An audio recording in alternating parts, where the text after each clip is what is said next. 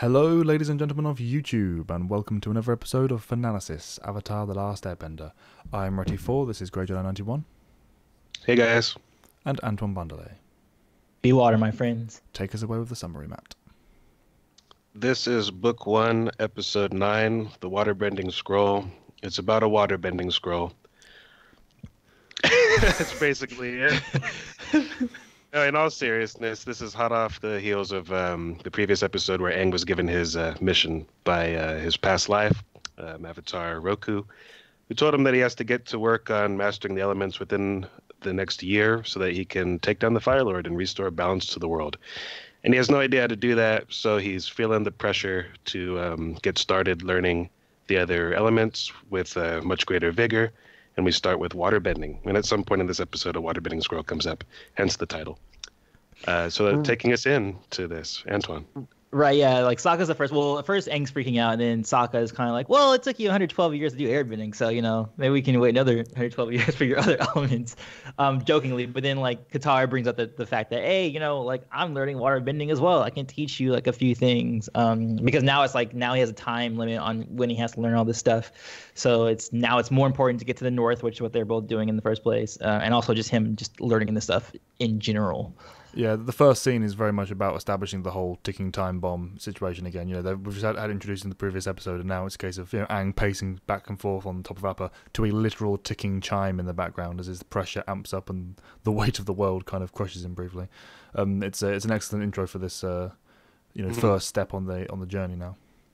I just want to say I appreciate the animation quality in this episode. I really paid a lot of attention to like sort of the little details that, like, the fact that this is animation, that they're not just, this could very easily be very simplistically animated, but like the movement, like the fluttering of the clothing, the sort of sway of like the wind through Appa's fur and everything like that. I enjoy all of that. Really well animated episode, especially with the clothing and hair this time around. Yeah, they really upped the ante on this one and all round, pretty much, which is useful given the environments involved and the scenes that we'll get to at the tail end of the episode. It really helps kind of sell each individual detail throughout.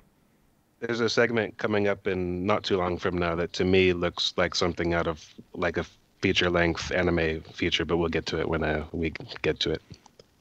So they decide to go to a river nearby because, to do waterbending, you need water.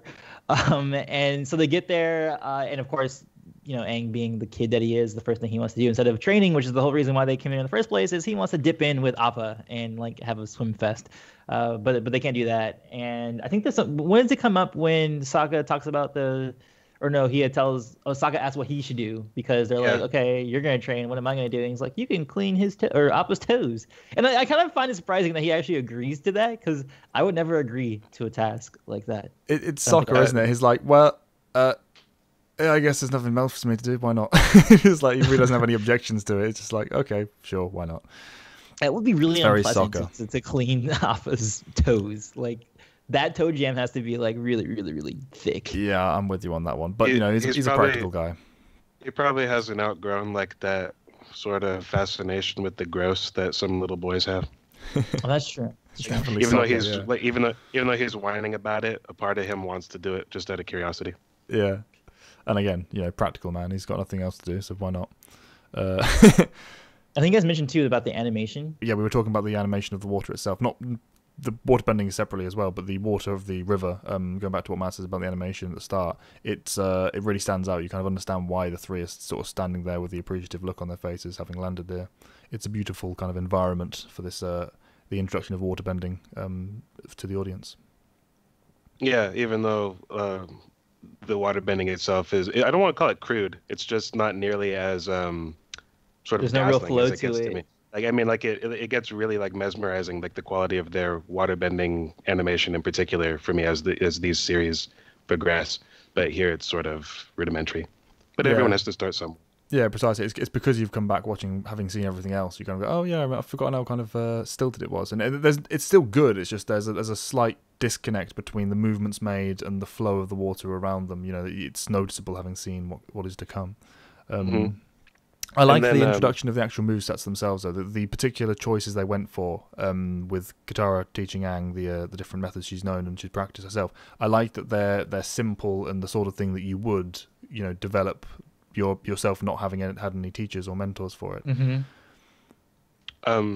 I lost the thread. Is that like this scene, or do we cut to? No, the it's the other next stuff? one. It goes. He goes a little bit further. I mean, the first thing that comes up before the actual training bit is Zuko also doing his own form of training because he's That's also Sorry, Yeah. my bad. Okay, sorry about that. because he's also refocused on his task to get Aang.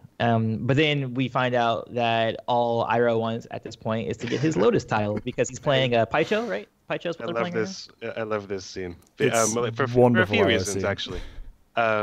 It's a great, I like Zuko in it too, though, Oh, because yeah, of course, yeah. he's supposed to be, he's being advertised as the villain, but he does come across Right. as reasonable here. I mean, he's keeping his anger in check, but there's only so much he can take, and this does, with all due respect to Iroh, this is sort of ridiculous, Yeah.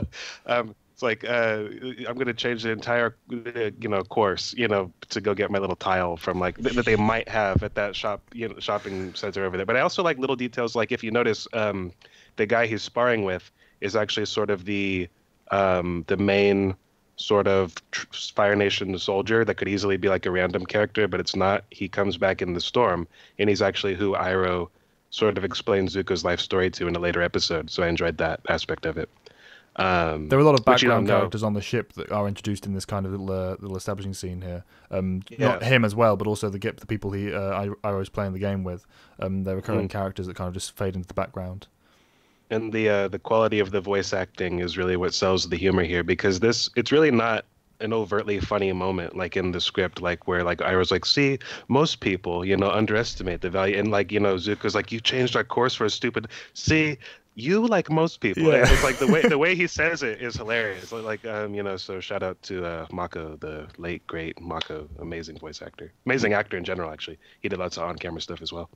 Yeah, I completely agree. The voice acting is what sells it. The Iroh in general is hilarious, just by the simplest things that he can deliver. But here it's because it's one of the examples of the longer conversations you're having between the two, the back and forth. Because usually there's a very limited amount of time to spend on the characters of Zuko and Iroh, cutting away from the main plot. But because it's at a kind of resting stage for the episode, they can spend a little bit more time on it, and the length adds to the kind of natural flow of the conversation, and it lets them shine all the more. It's brilliant.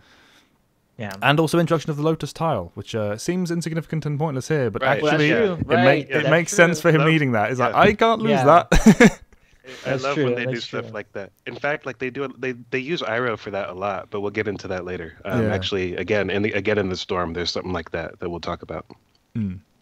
But yeah, then we move on Yeah, to the sorry, my actual bad. I jumped the gun there. Yeah, but yeah. So what I said I before, agree with basically. you. What you were saying before is that what she's doing does feel like it's a natural. If you aren't, traditionally trained, how am I gonna manipulate this water? Okay, let me just do this, and that's pulling at the water if it was actually go with the that's just flow my of the understanding. tide. Yeah. It's a And it sort of- actually kind of works probably best for water because it is very flow based.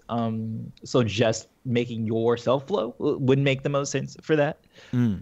It's the sort of thing you can imagine that the original waterbenders first tried as well. These are the movements Right. that they would have gone, okay, how can I manipulate the energies of the water? Here's the tide motion. Here's what I'll do to try and interact with it. It fits. Yeah, Push and pull. yeah. It fits the kind of concept of her being this kind of amateur, barely an amateur at this point. Yeah. Have you guys tried? Yeah. Yeah, it's barely amateur. But have you guys ever been in a pool and tried waterbending yourself? Something that only I've done, but I'm pretty sure every there child who really has is- ever watched this show is there like that. really is a push and pull. If you're in the pool and you actually do I did a wax on, wax off sort of a thing, but it really helps you generate a little bit more energy in the water, and then you can actually but you don't just push it out like a firebender would just push it out. You actually have to let it flow back with you and then back out. So all the things she's doing is totally legit I completely based agree, on yeah. me being There's in a the flow to pool it. and playing myself. I certainly have never done it with the expectation that anything would happen, but I was I wish I could do this, that kind of thing. Yeah, because I love waterbending. But an interesting about this scene is how easily Aang takes to this, because he never does that again with anything. This is the only time we see him do that, and I wonder, is it because of how comfortable he is with Katara? Is it just the effect that she has on him, like putting his mind at ease. Because every other time he really struggles with new skills. I didn't really think about that. I like the idea that it's Katara putting him at ease. I also thought it could have been because he had all this discipline that was ingrained in him as being a airbending monk, that he just knew like taking teaching from someone else. He's very good at doing that. So hearing what she's saying, he knows how to apply that maybe better than she does. Like she knows how to do it just like in like thought, but he knows how to do it in practice. So I thought it was that playing into it too, just that he was a monk, he's disciplined, and he's like, I know how to do this because that's how you told me to do it, kind of a thing. The two disciplines themselves are quite alike as well. There's not too much difference between the mindsets of water and air, in terms of the initial starting points anyway. Well, we see him have a really difficult time when he has a much less pleasant teacher in Paku later on. So I just thought maybe it was because of Katara's effect on him, that maybe he associated good things with waterbending because of her, or you know what I mean, and had an easier time slipping into that. But certainly his prior experience and airbending experience and his mindset as a monk in general would feed into it. Yeah, and also the reason I think that is because when we see him eventually do fire, which I believe is also this season, right? Yes. He does fire this season. He uses it like pretty easily until he realizes that he can hurt people with it quite easier than he can with the other elements. But he also takes that pretty quickly too. With the exception of Earth, the initial kind of sparks of the learning experiences for him have come almost intuitively. Because I don't agree with that exactly. I mean, well, he manipulates the fire. Yeah. But I mean, it's not really bending, and he doesn't generate the fire himself either. You know what I mean? True, he's got all the. He did that. That was much more of a fail than like anything. You know what I mean? That's what I'm sure any firebending student has done, is just started playing with it and completely gone wild with it. True. Yeah, I guess you're right there. He does kind of immediately lose the control of it and doesn't generate it himself. You're right. But yeah, water in particular, he does take to it very naturally. And for not just this scene, but the rest of the episode, you see every level of his kind of learning from what Katara's taught him. He just takes like the nth degree almost immediately. It's like, oh, look, you're making this light little puddle move. Here, let me make this wave. And it's like, hey, look, I'm doing it. It's very easy for him, whether it be because of Katara or whether it because of the aligned element disciplines. We will, I guess, have to just leave it to speculation.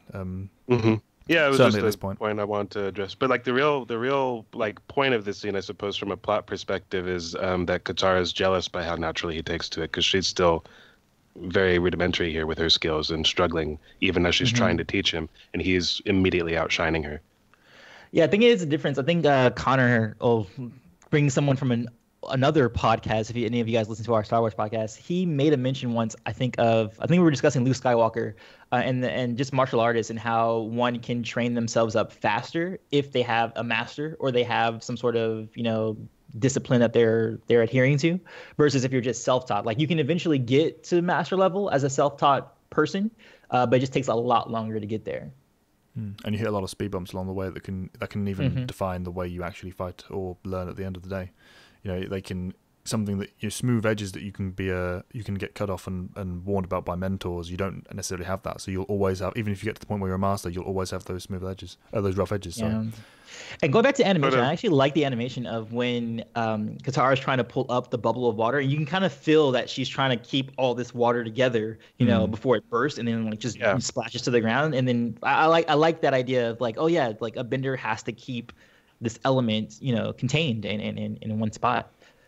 It makes it more impressive when you take all those implications and look at what they do later on after they have mastered it. Go like, holy crap! Like, I mean, like there's a lot of skill involved here. Like, it's not just it could easily just be people like throwing rocks and fireballs at each other, but there's just so much more to it. You don't just wave your hand and get the result. You really have to put effort into it on every step.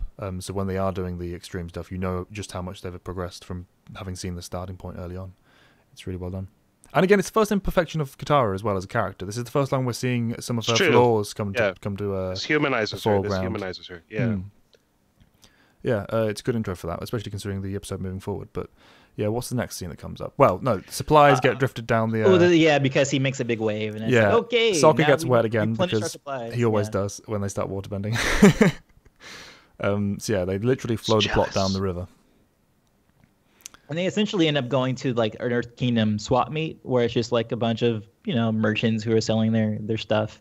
And then they're just which I want to say, one of my favorite background lines ever is like some guy in the background like, "Who wants to look in this bag? Who's brave enough to look in this bag?" And it's just like, I really want to know what's going on over there. It's like you could easily not even notice that that's going on. But I love that. That's hilarious. The entire setup of this scene, there's a lot of vibrancy, there's a lot of action going on. You know, we've said before how the backgrounds are often filled in with little details, but here especially, they put a great deal of attention into the actual character models and the like you said with that interaction there are little things they're actually doing that stand out more so than even the Avatar usually does. It really helps kind of sell the ragtag, ramshackle nature of this particular environment, which is going to be important from what happens later on in the episode and why we should, have this in our heads. It's one of those moments that makes the world actually feel inhabited and lived in. Yeah, very much so. Yep. And then I didn't know, by the way, that they got money from Boomy, but they're all like, oh, we only have like, what, 2 or 3 copper pieces? I feel like that might be like, because they got supplies from like the villagers they helped. Yeah, like Soccer asked for money, right? so I assumed that they mentioned that one, but didn't. Yeah. I mean, but I didn't realize that. Maybe that was a moment in the episode I don't remember, or maybe they, just didn't acknowledge it or forgot which village gave them the money or what. But I didn't realize that either. But they're running low regardless. No thanks to Aang. Who we find out is apparently very poor with money, which is interesting given his monk discipline, frugal nature. He's 12. Yeah, he is 12. Yeah, that's the thing. It helps establish the monks that again. Don't really deal with money, really. They're about like not having money and material. Well, they'd have to while traveling, though. I guess. You'd think you'd expect them to be relatively frugal with that kind of thing. Found a bison whistle. He has a sky bison. He is a kid in the candy store. He doesn't care. Like he's just not. He's like a kid in like an arcade or something. Like I need more tickets or whatever. He's just not thinking. Because he never really outgrows this sort of character trait. Not when it doesn't really matter that he's doing it. Even though the money side of things probably should come. This is probably the only time where it does matter. Yeah, but he gets the purse confiscated. No, I have to say, I'm a little surprised. I'm a little surprised that they let him hold the money at all. Like, I'm just like, that would have seemed like something that I would have thought Katara would have taken charge of the minute they got money. Yeah, it's just kind of funny. Yeah, but they stumble across the store that is really of interest in this episode. The store? Well, or do you mean the shop? ship? I should say. Sorry, the pirate shop, pirate ship shop. Oh, gotcha. Yeah. The ship shop, they're docked right now. Well, I say stumbled across. They were kind of attracted by the guy, weren't they? The guy sung like a rhyming poem thing for them, But I like that the ship is modeled after Chinese design. Like that's totally those sails are totally what Chinese pirate ships actually look like. Well researched there, well designed. But I also like the way he haggles them, or not haggles them, but like lures them in with this little song and dance.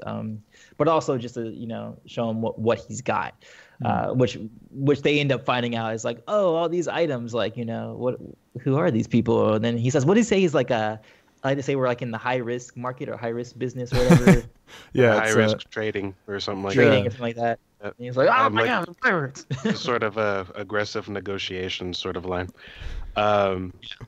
But I like because he had like a whole spiel like Earth Nation, Fire Nation, whatever. I can't remember the rhyme, but I like that the crew clearly looks like they're from all over the world. Like if you look at their clothing, that's cool. It's a nice detail. I said before about the character models for the background people in the town as a whole, but with the pirates it's especially noticeable. From their weapons to their clothing to the way they kind of move around. They've really lent some very unique kind of characteristics to these characters, and it helps them stand out. Even though the only 2 of them really have lines, they all kind of remain distinctly in your mind after you've watched this episode. Yeah, and that's usually something very distinctive of pirates too, is that they often, in any kind of pirates you see in any part of history, they often are like a melting pot of different cultures, because you kind of go there because you're down on your luck, and that's like the only career path you can follow, and they take anyone as long as you can do the work or whatever. Like they don't care like if you're Fire Nation or if you're from this country or that country. Like we're all gonna do this together. But I do like that when he calls to them, he's like, I don't know what we got, but we're gonna see what I have, and I'm gonna sell it to you, because like when you're looting and stealing, you're just kind of like, oh, that looks valuable, let me take it with me. You don't really know what you have in stock. I liked sort of the bait and switch there, where like Aang asked a stupid question and the guy just answered him like, I don't know. Like, he's like, what's a curio? Yeah, you I'm want not to sure. come see my curios? It's like, well, what are curios? I'm not really sure. But he looked But I at got him him. like, yeah, he looked at him first like, that's really stupid to say, but I don't know either. Let's go, come on in. Yeah. So then they meet Captain Barbosa, who wants to buy Momo. Oh well, he just reminds me of that. Like, oh, he's like, okay. I'm here to, no, I'm sure it's not Jeffrey Rush. But anyway, that's just what I was, because I don't know his name, the pirate captain. And then that's where Katara finds the scroll finally. Yes, roll credits. The thing that stands out to me though is the parrot, because this show, and it's a side point, but it's worth mentioning. This show does bird-like creatures really creepily, like the way they move. I mean, we all know the one I'm thinking about for the series as a whole, for giant creepy bird. But this is where it first stood out to me. I thought, oh, that's a parrot reptile thing, and that looks terrifying. That's right. Which I like that they have that thing, because he comes back later to sort of terrorize Momo, and what to me seems like a callback to the original unaired pilot, where like the idea was that Zuko would have this pet evil bird that would be sort of Momo's enemy or his nemesis, and they abandoned that idea with good reason. But like that whole chase scene with that bird lizard thing, that's very much the kind of stuff that was going on in the pilot. And the scene kind of establishes like I said, the water scroll introduction, establishes Katara's interest in it, sets up the pirates and mentioning the Northern Water Tribe as well. Again, the fact that other people are talking about it rather than some phantom destination that only the main cast has, it kind of helps sell the believability of the world. You know, of course, that these high-risk traders have interacted with the tribe up north. It only makes sense, and it helps establish the contents of the ship as well for the rest of the stuff, because later on, when other characters turn up, they're looking at different things, and it's like, yeah, these guys go everywhere. They're visibly well-travelled, and they say that they're well-travelled, and everything wraps together nicely. It's also where it would have had to have come from, because they've already established there are no more benders in the Southern Water Tribe aside from kind of Katara. So it's nice and consistent with the lore. Yeah. Which is always good. And it's good that Sokka's the one too that discovers that they're pirates. Like he's the one who deduces all that stuff. He's like, weird reptile bird thingies, this and that. They have to be pirates. Yeah, Sokka once again, his common sense arriving just the moment that it's needed. And then Aang's fell at a haggling where he's just like, one cup apiece. It's kind of amazing. He's like, oh, you got me. How about two? And it's like, no. He's 12. Yep, Aang is 12. Yeah.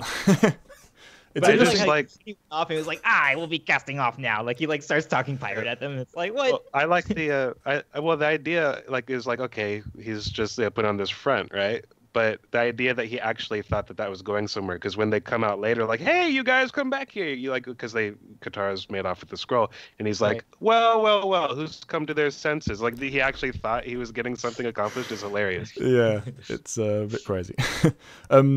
First time we see Katara do anything of this sort as well. She wants it bad. That's what happens when we have characters in these situations. They ask this question, like, can you steal from a pirate? And it's like, the audience go, yes, you can. That is the lesson of this episode.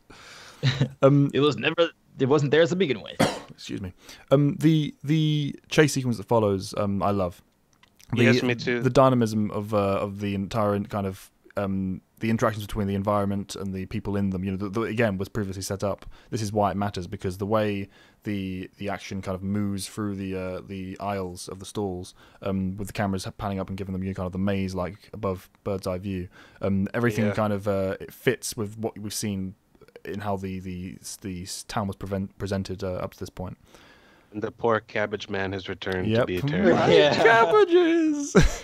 Which again, little things in the animation there, because if you look at him, like the 2 or 3 different groups sort of mess up his cart as they're passing, and like he's doing things that, like, just for the sake of animation, he's catching them in like his feet or like with his ankles. I love all that kind of stuff.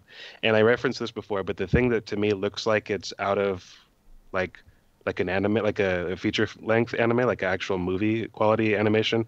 The moment when he takes off with all 3 of them on his glider, I love the way that was animated, where like they're like sort of grabbing at him and he's jumping up in the air, like trying to get a kite going, but it's not going the first time, and he sort of flutters back down. That it looks so real. I rewound that like about 3 times just to appreciate the animation quality. A lot of effort went into that. really good stuff. Yeah. They usually do references based off of like real footage, you know? Motion. And that actually, Yeah, that's yeah. actually how they used to do it back. Like Disney used to do that for Alice in the Wonderland. Like they actually shot an actress who dressed up as Alice, and she did Yeah. all the actions, and that's why those animations look so good too. Is because they're Yeah. basing it off of real people's performances. They have a real reference to Just work with. love it, especially because like the era that this was produced, like this would be airing next to something like, I don't know, like Chalk Zone, Fairly Odd Parents, and Invader Zim, that kind of stuff. You know, Invader Zim I shouldn't use it. That was amazing animation. Anyway, just in a very different style. But anyway, going on. Yeah. It's the first time, a very small point, but it's the first time I think that we see Katara freeze water as well in this chase. Yeah, it's just the when she did puddle, that, I was but like, is she that supposed to be like kind of hard-ish? Like I thought that was always supposed to be like a more advanced thing, freezing water. yeah, it stood out in my mind because I thought that's something that she does later on start using it a lot more, obviously moving forward, even in the next It episode. does it in the very next episode. The biggest showing of it. But I guess that she's always had the ability for very small amounts of water, which makes sense. It's not too. It doesn't sound out as like a major problem, but it was worth noting that this is the first time we see her kind of in action like that. So they get back, and then I think we already discussed it, that they talked about how they were surprised that Katara did it, and she actually throws the line back in the face of the pirates, where she says it's also high risk trading or whatever, which is kind of cool. But then we go on and we see Zuko and Iroh are at the same shopping mart, of course, because that's just how it has to be. And then Iroh says he never even found his lotus tile. He's like, oh, that whole entire place, not even one lotus tile. Which I wonder how. I mean, is it just a very basic? Is it like a chess piece where you're just looking for a rook? I imagine like, so. No rook. I imagine so. I don't know? think it's going to be some super special thing, but outside of the quality side of things. To be fair, like it wasn't like this is the Pai Show shop. It was just like a market. Right. So it's like It's it's kind of like looking for a needle in the haystack anyway. And he didn't mind because he found all this other random crap to bring on the ship. And which I like. I like that they carry through some of that, because like he buys like a Sungi horn. He buys like a ruby encrusted like monkey statue. These things actually come up again, like in the show. Like they stick around. They don't forget that he bought those things. The all-important music night is set up for the first time here, which comes up in one of the best episodes of the series. So, and he buys one of those instruments because he didn't like that they only had woodwinds, like as like their only instrument. They're like, oh, we need to like vary this up. It's true. Some more instruments on Yeah. It's just it's Iroh in a nutshell. And again, Zuko, as you said earlier in the episode, it kind of bounces off him in the same way, because he's like, this is so frustrating, but I kind of have to put up with it because Uncle. Yeah, Uncle's cool. And then they happen across they basically go on the same route that Aang Gang went on, and they go to the pirate shop as well, and they overhear like, oh, some bald kid and like some girl like made off with our old waterbending scroll. They're like, oh hey, and that leads them to discover where they are. And then the next scene is them actually training now with a real scroll. Yes, Katara's eager to get her hands on the actual master level techniques, or at least the higher level techniques, to the point where she gets a little bit well, not competitive. It's not the right word here, but a little bit too. But there's a word. she's being she's not being honest, for one. She's doing thing where like if you have like a younger sibling, you make them do the part you don't want to do so that you can get something. Like she's made, okay, Aang, just hold this. Like we're gonna learn here, but really it's like I'm gonna learn. And I like that Sokka calls her out for that. And he's sort of, it's weird when like Sokka's like your moral compass, which like is sort of like the theme of like the next two episodes actually. But anyway, she goes from from mildly irritated to straight for the jugular though. She goes she gets really irritated when Aang is just easily doing this extremely difficult technique. No, she's she's in the wrong here. Like she's I wasn't. No, I know you won't say otherwise, but it's the first time we see her going into like full on like, oh okay, Katara has a bit of a bad side sometimes, and Sokka has clearly seen this before because he's sitting there leaning against a tree stump or whatever it is, and he's folding his arms. He just looks at her and he's like, what? And turns back, and we see Aang kind of breaking down in that moment. Who knows you better than your sibling?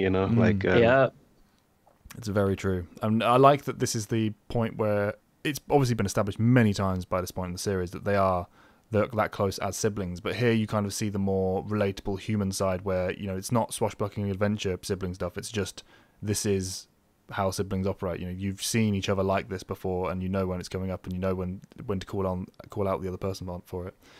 And yeah, she does kind of rag on Aang in that moment.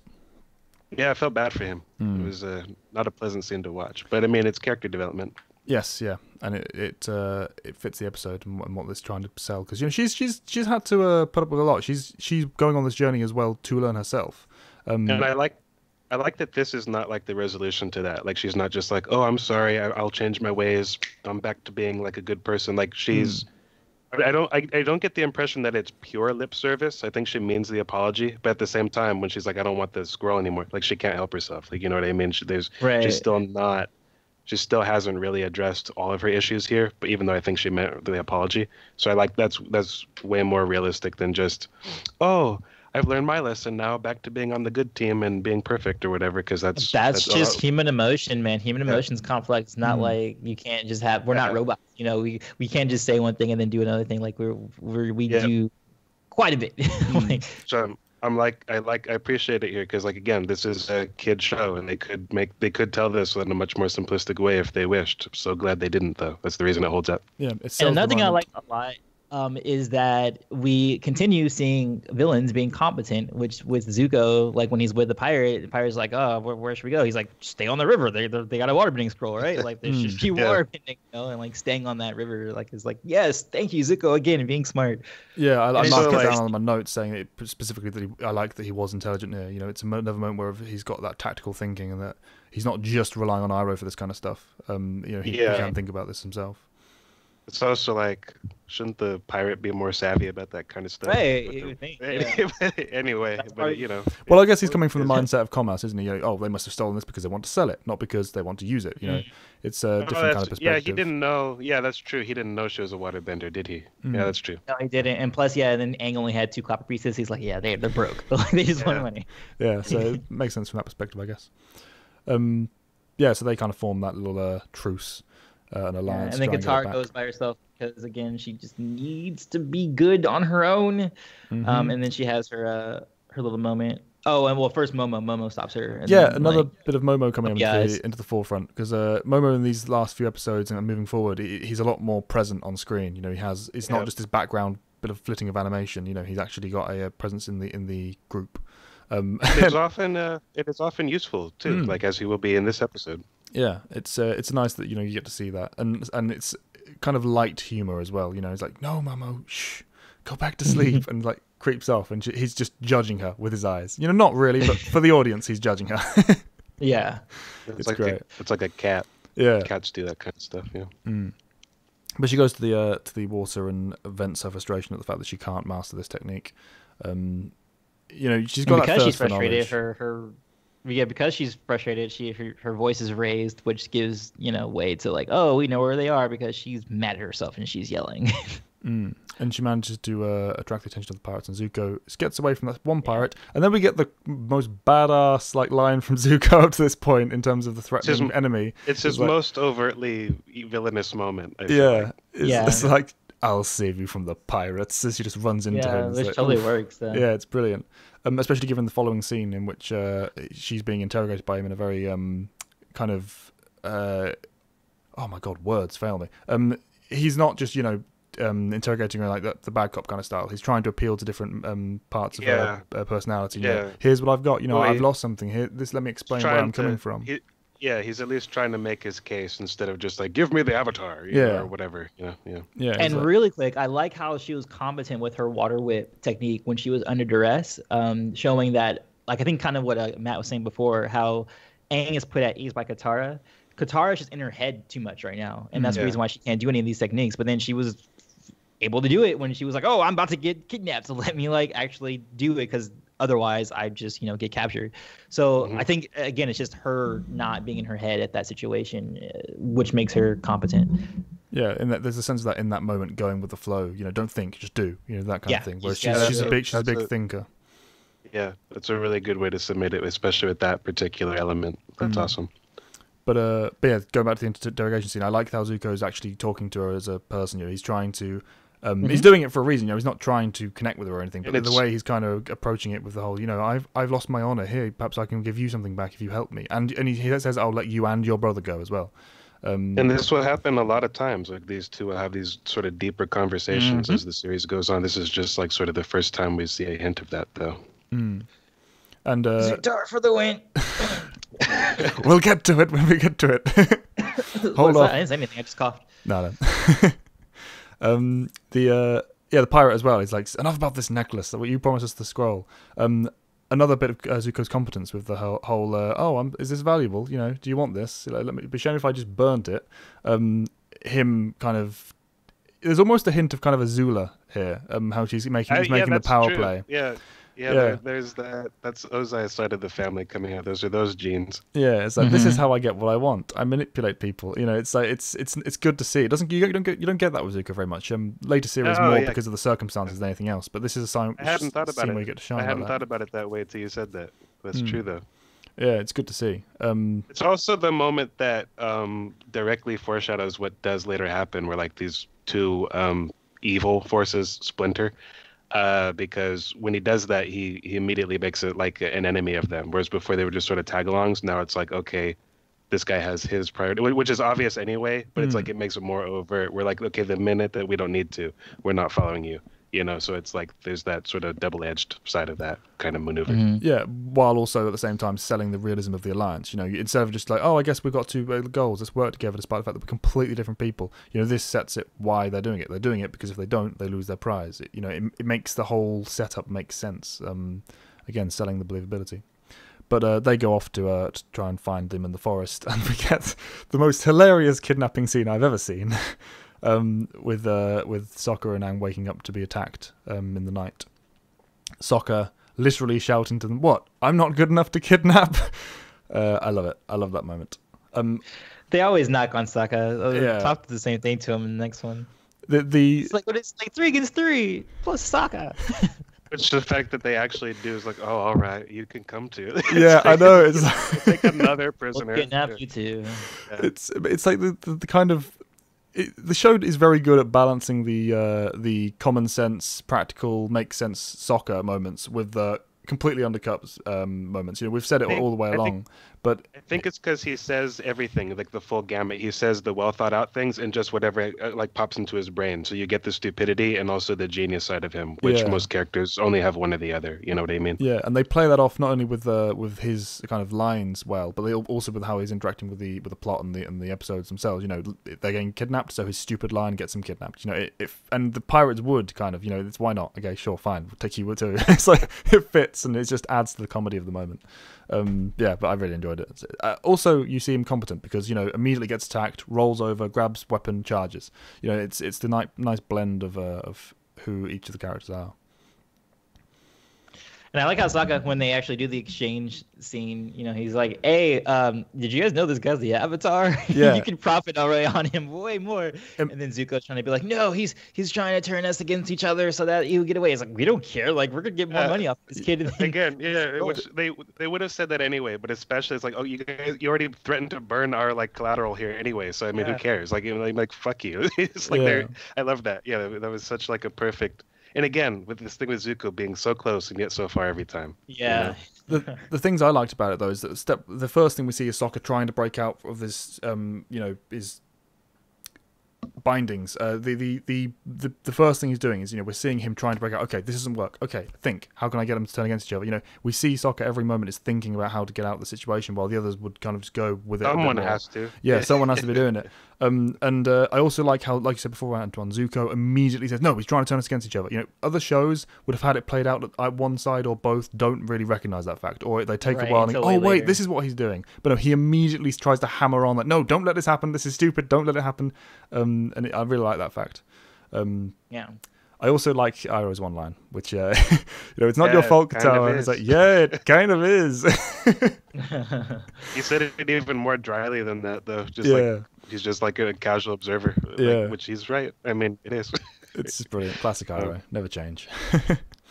And I like it when there's things like this where, and it always happens in like pirate storylines, I feel like, where people are portraying the other and there's like 3 groups or more that are like fighting against each other. I always like it when it's that instead of like just the one group versus one group, because like, yeah, again, life is a lot more dynamic than that.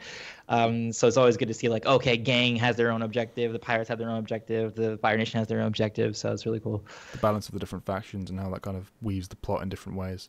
The show, or this particular episode, is very good at balancing the kind of actual actions of the characters and the humor of the moment and everything together. It's really good. The fight itself really as well like is very dynamic. the pirates' use of the smoke bombs is really good because like they will be typically fighting vendors, so one way to fight them is to blind them, which is a good idea. They introduced sorry. Oh, so it's no problem. Go ahead. They introduced the range of like varied weapons that these people have as well. Like you said, melting pot, different cultures, different people coming from different places. Like some people using kind of a flail kind of metal weapon, some people using swords. You can tell that these people have trained against benders and they've trained to kind of get around the disadvantages they have in the world they're having to deal in. But also the firebenders, the Fire Nation, they are not all firebenders. You see that some of his guards run forward with weapons. I was gonna bring that up as like it's a good thing they had Zuko's sort of failed washouts from like the new recruits like with spears. Otherwise this might have gone differently. But who knows.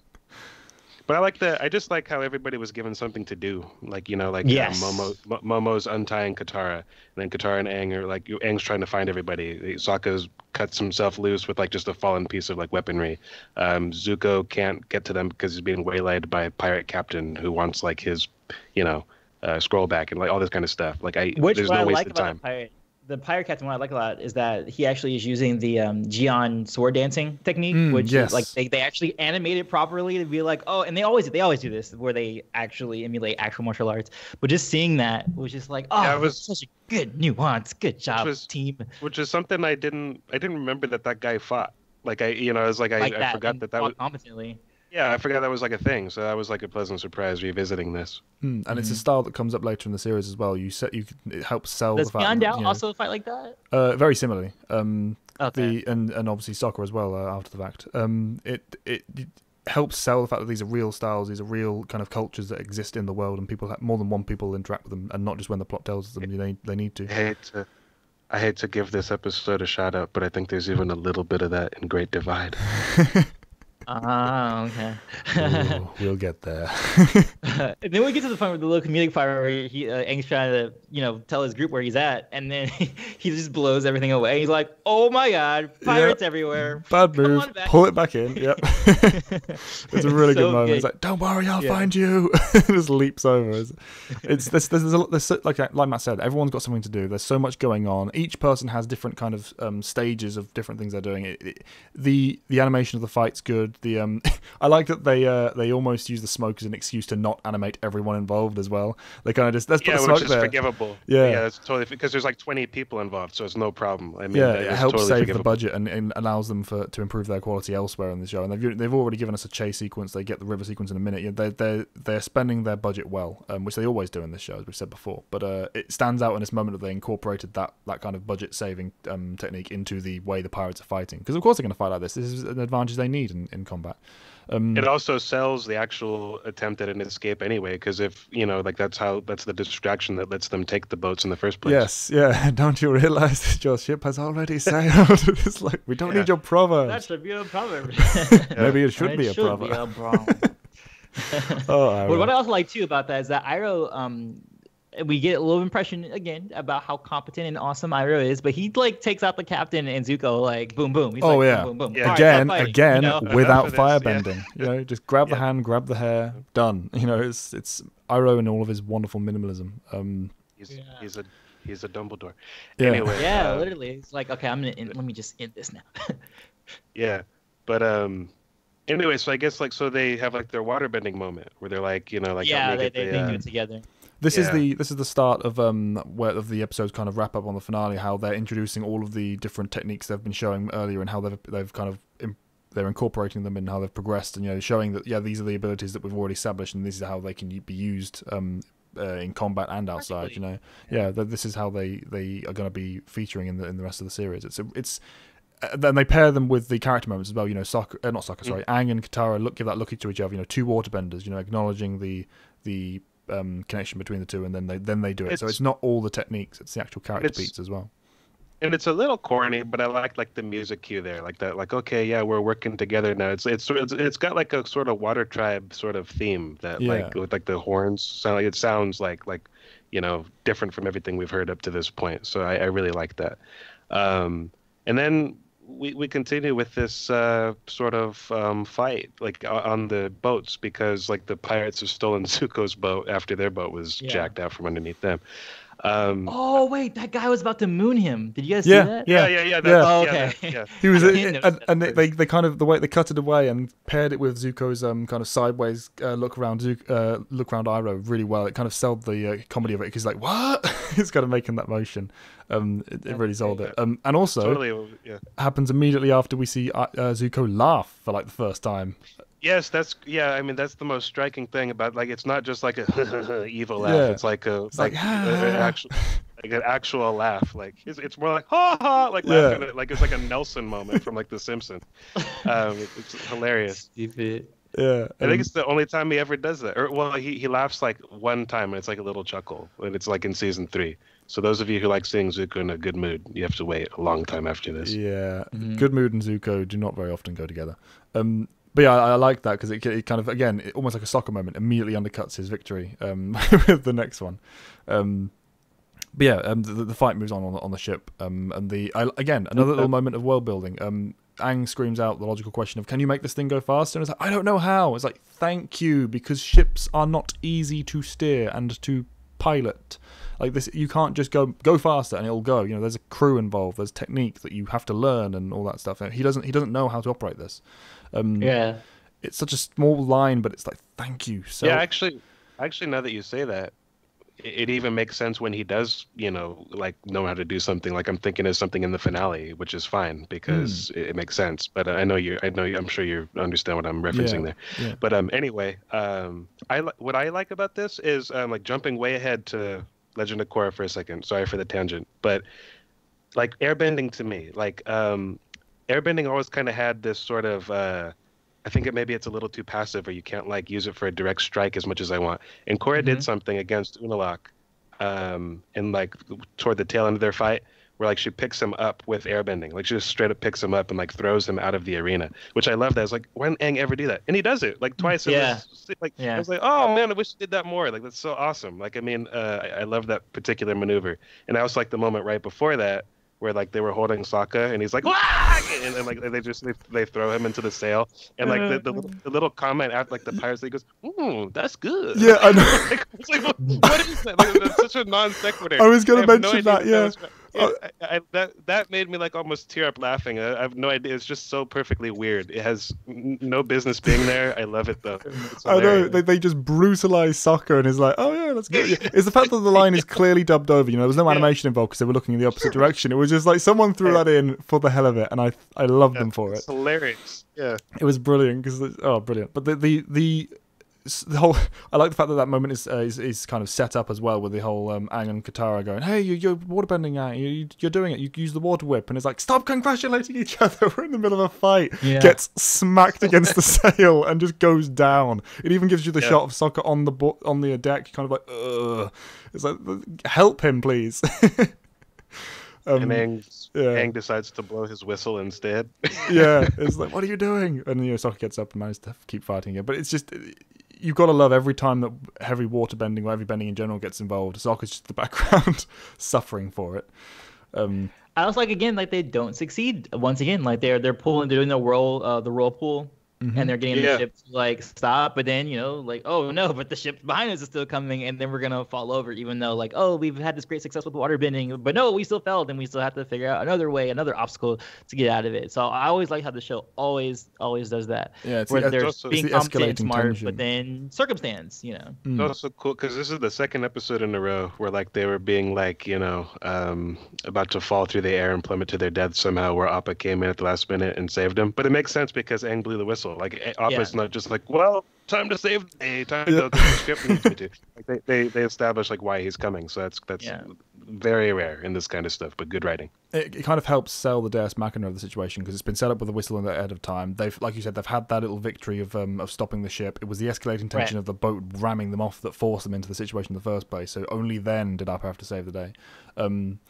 I like as well how they say, well, thanks, Appa, we owe you one. He kind of gives that growl. And you know that if there was subtitles, they'd be like, only one? Are you kidding me? It's like, I've saved you like this so many times. Yeah. But yeah, like it was really good finale to this one, actually. The whole fight kind of it had a nice flow to it, pun intended. The beats for the characters, beats for the progression of the bending. Zuko and Iroh, kind of running parallel to the ships. Kind of almost at this point they're taken out of the episode, but I like that they have the comedy moment wrapping it up at the end to kind of bookend their whole B plot, as it were. Oh, well, with Iroh realizing that his tile had been in his pocket the whole time or something stupid. You're really going to get a kick out of this, but look, it was in my sleeve the whole time. My favorite thing about that was like, Iroh, do you not understand who you're talking to? Like, this is the last person who's going to get a kick out of this. Like, yeah, and you kind of completely understand when Zuko throws that thing off the edge. It's like, yep, okay, fair enough. I'm with Zuko this whole episode, man. Yeah. Oh god, but yeah, it's a fun episode. It's a nice ending to it. We get the moment after that, obviously, when Appa once again flying off into the sky, with Katara actually apologizing for her actions, and the two kind of reconciling, and Sokka said, "What do we learn?" And what did we learn, guys? But stealing is wrong unless it's from pirates. Yeah, that's like, the moral. And it's good that they establish that they have that, because even though you never really see her looking through the scroll and practicing, it sells the idea of her getting better without a master as time goes on. Right. Which we very quickly see, even in the next episode alone. It gives that explanation. And this show is very much like it could be a sitcom in the sense that it does start and end each episode. Like while it does have an overarching storyline that it's telling from season to season, it's still like you still can watch easily an episode at a time. And it has those bookends every time. It's like, oh, we're flying with Appa to scenario. Okay, hijinks, and then we fly off with Appa. Like it bookends itself very well every time. Yep.